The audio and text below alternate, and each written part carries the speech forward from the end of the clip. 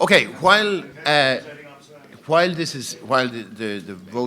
vote is being finalised, we wanted to return to the question of the any other amendments. You're familiar with what happened. We were given the latitude in our terms of reference of considering possible other issues in addition to the 8 specific issues we had been asked to deal with. And we went through a process of listening on that matter, of holding 9 regional meetings, and at the end of that process, you, the members, voted on 2 things.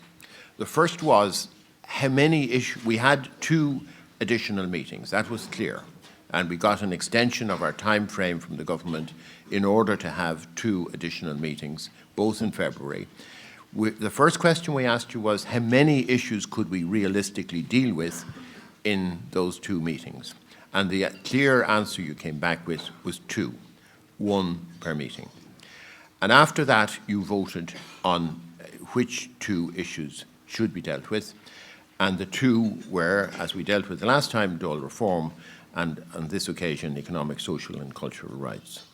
It is very clear, and it was expressed very clearly to us from a number of other groups, that they wished that their particular choice could have been dealt with by the convention. But it wasn't possible given the fact that we had 2 meetings and you voted to deal with 2 issues in those 2 meetings.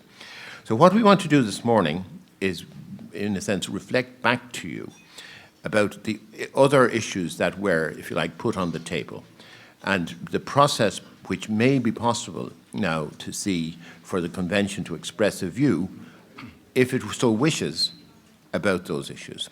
And I'm going to ask David to take us through that. Thanks, Tom.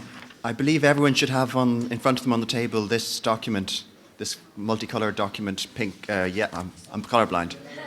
Yellow, light blue and white. These are the 1, 2, 3, 4, 5 other items that didn't win through that process that Tom just reminded us all about. So just to sort of remind all ourselves about the kinds of issues that had emerged for any other amendments that you were asked which you might choose between. And so really the question, we clearly ran out of time. There wasn't enough time for us to go into all of these issues. In an ideal world, it would have been great. So the sort of question I suppose we're considering is, if there was to be a future process like this, whether this convention might like to want to give some guidance on the sorts of topics that a future process like this might consider, or even if there wasn't a future process like this, what this convention might like to give as a signal to the government about future reforms of the constitution that you might want the government to consider. And so this could be a good starting point, but really it's up to the convention as a membership to decide, is this list sufficient? Are there things that could be added? Are there things that might be taken off? Are there things that might be prioritised?